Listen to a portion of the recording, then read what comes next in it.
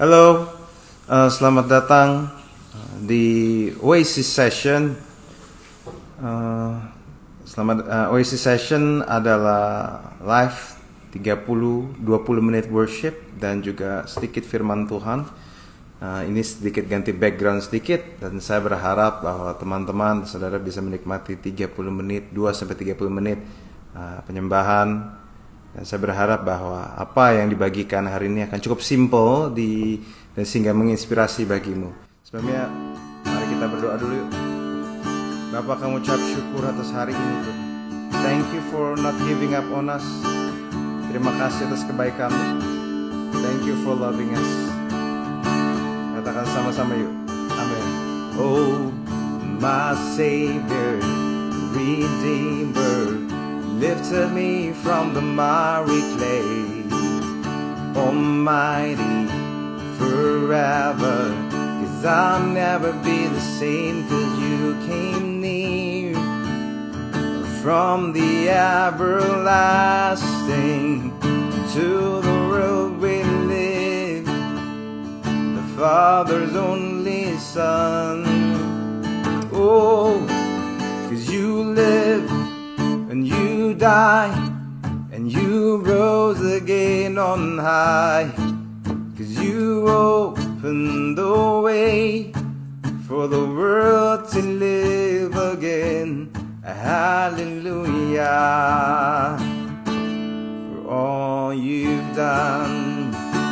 Oh, katakan sama-sama sekali lagi. My Savior, Redeemer, lifted me from the miry clay. Almighty, forever, I'll never be the same, 'cause you came near. From the everlasting to the world we live, the Father's only Son. 'Cause you live and you die, and you rose again on high. You opened the way for the world to live again. Hallelujah, for all you've done. Thank you Lord, terima kasih atas segala kebaikan-Mu Tuhan. Katakan sama-sama yuk. Oh, my Savior, Redeemer, lifted me from the miry clay. Almighty, forever, 'cause I'll never be the same, 'cause you came near. From the everlasting to the world we live, the Father's only Son. Oh, 'cause you live and you died, and you rose again on high. You opened the way for the world to live again. Yes, hallelujah, for all you've done. Oh, 'cause you live and you die, you rose again on high. You opened the way for the world to live again. Hallelujah, for all you've done. Hallelujah, for all you've done. Hallelujah, for all you've done. Oh, thank you Lord. Terima kasih Tuhan atas kebaikan-Mu.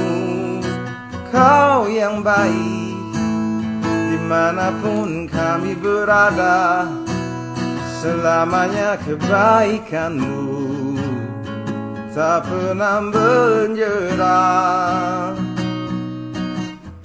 Thank you Lord, terima kasih atas kebaikan-Mu. Dimanapun kamu berada, kamu tahu kamu bisa mengangkat suaramu dan membawa persembahan syukurmu kepada Dia. Thank you Lord, oh you are a good God. Terima kasih Tuhan. Thank you.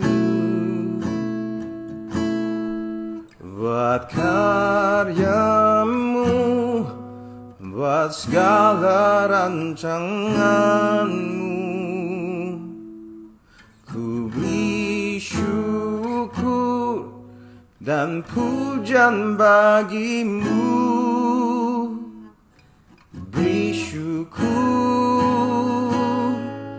beri puji, sebab ku tahu Allah bekerja buat kebaikanku. Beri syukur, beri puji, ku yakin rahmat-Mu besertaku. Yang percaya boleh hadir, katakan sama-sama sekali lagi. Buat karya-Mu, buat segala rancangan-Mu, ku beri syukur dan pujian bagi-Mu. Beri syukur, beri puji, sebab ku tahu Allah bekerja buat kebaikanku. Beri syukur, beri puji, ku yakin rahmat-Mu besertaku. Buat yang gak ngerti hidupnya, katakan sama-sama sekali lagi. Oh, buat segala hal yang tak ku mengerti, dengan iman ku serahkan padamu. Beri syukur, beri puji, sebab ku tahu Allah bekerja buat kebaikanku. Beri syukur, beri puji, ku yakin rahmat-Mu besertaku. Oh, beri syukur, beri puji, sebab ku tahu Allah bekerja buat kebaikanku. Beri syukur, beri puji, ku yakin rahmat-Mu besertaku. Thank you Lord. Beri syukur, yang ucapkan syukur-Mu. Beri puji, sebab ku tahu Allah bekerja buat kebaikanku. Beri syukur, beri puji, oh, ku yakin rahmat-Mu besertaku. Ku yakin rahmat-Mu besertaku. Ku yakin rahmat-Mu besertaku. Rahmat-Mu besertaku. Rahmat-Mu besertaku. Terima kasih Tuhan. Thank you Lord. Thank you Lord. Terima kasih. Terima kasih Bapak. Dalam nama Yesus. Bapak, kami ingin dengar sepotong dari firman-Mu. Biarlah apa yang kami dengar bisa menjadi sesuatu yang menyegarkan. Thank you Lord. Terima kasih. Thank you Lord. Amin. Oke, selamat datang di Oasis Session. Saya berharap teman-teman semua diberkati. Are you guys blessed? Saya percaya bahwa dimanapun kamu berada, bahwa rahmat Tuhan besertamu, bahwa kadang ada sesuatu yang kamu nggak bisa mengerti. Tapi hanya karena kamu nggak mengerti, bukan berarti bahwa Tuhan yang bekerja. Dan hanya karena kamu tidak mengerti, bukan berarti rancangan itu jelek. Jangan sampai kita membatasi kebaikan Tuhan, membatasi rencana Tuhan hanya karena kita tidak mengerti. Banyak hal di dunia ini yang kita tidak mengerti, tetapi sebenarnya kita itu baik. Contoh, nggak semua di antara teman-teman mengerti, nggak semua di antara teman-teman sepenuhnya mengerti tentang metaverse, nggak semua di antara teman-teman mengerti tentang kripto. Tapi hanya karena kamu nggak mengerti, nggak berarti itu buruk. Nggak semua di antara kamu mengerti tentang deposito atau banyak konsep-konsep atau kehidupan realita di dunia ini yang teman-teman tidak mengerti. Mungkin nggak semua di antara kamu bisa nyetir mobil atau motor, tapi hanya karena kamu nggak ngerti dan nggak bisa, bukan berarti itu jelek. So, jadi bila kita membuka pikiran kita dan bila kita melihat banyak hal dari sudut pandangnya Tuhan. Hari ini saya mau bicara tentang melihat akhir dari awal. Melihat akhir dari awal. Teman-teman gini, ada banyak orang yang ingin pergi ke sana kemari. Ada banyak orang yang menyanyiakan hidupnya dan seringkali banyak di antara kita itu terjebak. Seringkali mungkin kita terjebak, bingung mau ngapain dan sebagainya, kita terjebak dan saya nggak tahu ada berapa di antara teman-teman yang merasa nggak produktif, merasa apa yang dilakukan begitu-begitu aja. Nah, bagi teman-teman yang nggak mengerti hal itu, kadang kita perlu belajar untuk melihat akhir hidup kita dari awal. Teman-teman, ini bukan sesuatu yang sulit sebenarnya. Kalau kita misalnya kita sudah tahu kita mau pergi kemana, misal kita tahu kita sudah punya ancang-ancang mau pergi ke satu mall yang besar di Jakarta. Pengertian kita akan kemana kita mau melangkah akan membuat kita punya tenaga lebih untuk kita bisa ke sana. Begitupun juga pengertian kita akan seberapa penting kita pergi masuk ke daerah situ, seberapa penting kita pergi ke mall itu akan memberi kita kekuatan lebih besar untuk kita bisa maju. Nah, maka dari itu sangat penting untuk kita untuk mengerti purpose kita. Sangat penting untuk kita untuk mulai bisa membayangkan kita mau pergi kemana. Teman-teman, bayangkan kalau misalnya kamu pergi ke satu tempat dan semua pada waktu kamu di mobil kamu bertanya, pada mau kemana? Terserah. Nah, terserah itu sesuatu yang bingung kan, akhirnya terserah akhirnya mereka bingung, ini pada mau kemana, ini gini-gini ya. Nah, terserah bukan sesuatu yang baik, tetapi dan gara-gara itu kita jadi digiring, akhirnya orang lain yaudah kita pergi ke sini aja, padahal belum tentu kita suka tempat itu. Nah, makanya kita perlu belajar untuk tahu. Dan karena makanya teman-teman mengerti bahwa kita punya tujuan akan membuat kita punya pengertian lebih baik tentang kehidupan kita. Contoh teman-teman, pada waktu saya pertama kali ngomong sama Helsa, saya langsung bicara straightforward. Saya lempar visi saya di hidupnya dia. Saya lempar. Dan teman-teman, saya ingat pada waktu awal saya bicara dengan calon istri saya pada waktu itu. Saya cuma bilang misalnya gini, hidup saya di masa depan tidak akan jauh-jauh dari ministry, music and ministry pada waktu itu. Pelayanan, kamu akan membayangkan saya begini, membayangkan saya begitu, melayani di sini, melayani di situ. Dan saya cuma bertanya, bisa gak kamu lihat hidupmu di daerah situ? Dan saya cuma bisa bilang, kalau kamu bisa lihat, let's go, let's talk, let's get to know each other better. Tetapi kalau bisa kamu nggak mengerti, ya sudah, kamu dan saya jadi teman aja. Jadi sangat penting bahwa sebelum dimanapun kita berada, kita belajar untuk figure out kita mau pergi kemana. Karena Pengkhotbah 7 ayat 8 versi BIMK mengatakan, lebih baik akhir suatu perkara daripada permulaannya. Lebih baik bersabar daripada terlalu bangga. Mengerti bahwa kita melihat akhir dari awal itu sesuatu yang penting. Karena itu membuat kita punya tenaga untuk kita maju. Dan juga membuat kita bisa mengerti bahwa yang paling penting itu akhirnya. Sometimes kita bisa fokus di strategi dan sebagainya. Tapi pertanyaannya kita harus keras di tujuan, tapi kita perlu fleksibel di strategi kita dalam mencapai tujuan. Contoh, ada dua kebenaran yang sekilas terpisah tapi sebenarnya sangat terkoneksi, yaitu makanya dari itu kita tuh jangan gembar-gembor untuk sesuatu yang belum pasti.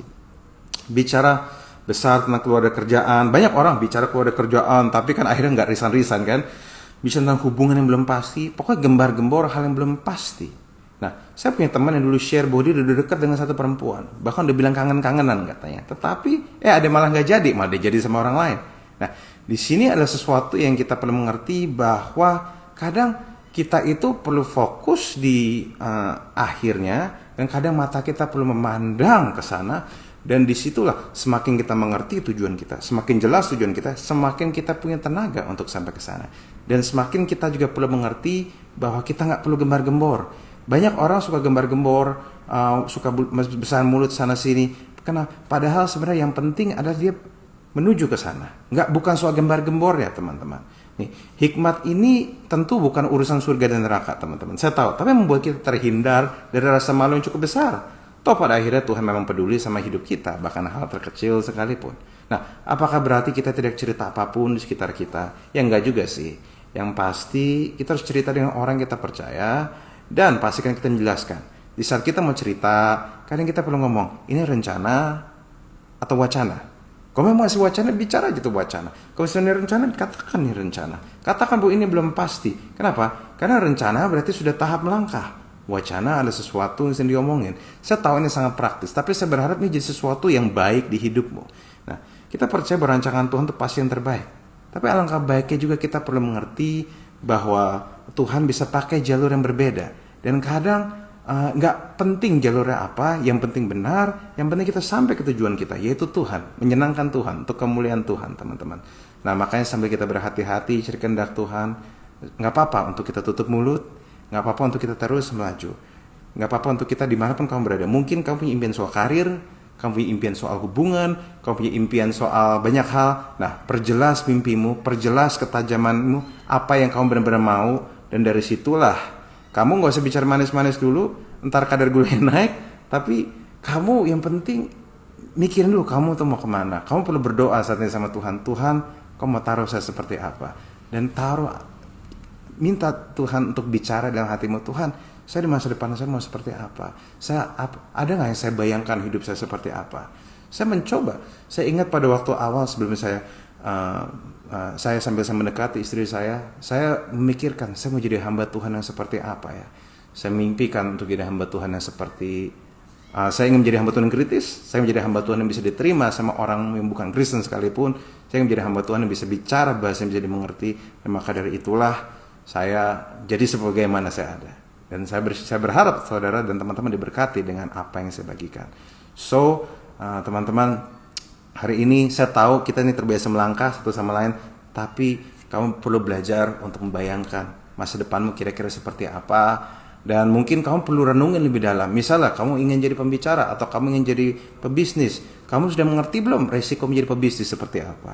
Kamu sudah mengerti belum beratnya seperti apa? Kadang kamu perlu banyak bertanya agar sama orang-orang yang sudah sampai di tempat yang ingin kamu datangi, supaya kamu bisa dapat lebih dalam teman-teman. Supaya kamu bisa mengerti kira-kira apa resiko dari impianmu. Setiap impian punya resiko. Orang begitu udah masuk tanah perjanjian sekalipun, mereka harus bekerja. Artinya nggak ada yang mudah.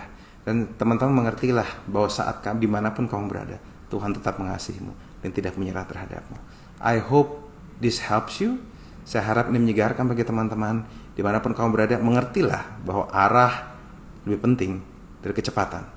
Kalau kamu sudah tahu arah hidupmu, kalau kamu tahu dan kamu hari ini fokus untuk menentukan arah hidupmu kemana, sambil kamu berdoa sama Tuhan, walaupun kamu lambat sekalipun, nanti pasti akan sampai. So saya harap ini menyegarkan bagi teman-teman. Pikirkan ini baik-baik. Kalau Tuhan belum selesai, kalau ada yang belum mengerti, berdoa supaya Tuhan berbicara di hatimu. Udah itu aja. Terima kasih teman-teman. Sukses selalu. Tuhan berkati. Dan biar kamu menyadari bahwa tangan Tuhan yang besar tidak pernah menyerah terhadapmu. Bless you all. Thank you. See you.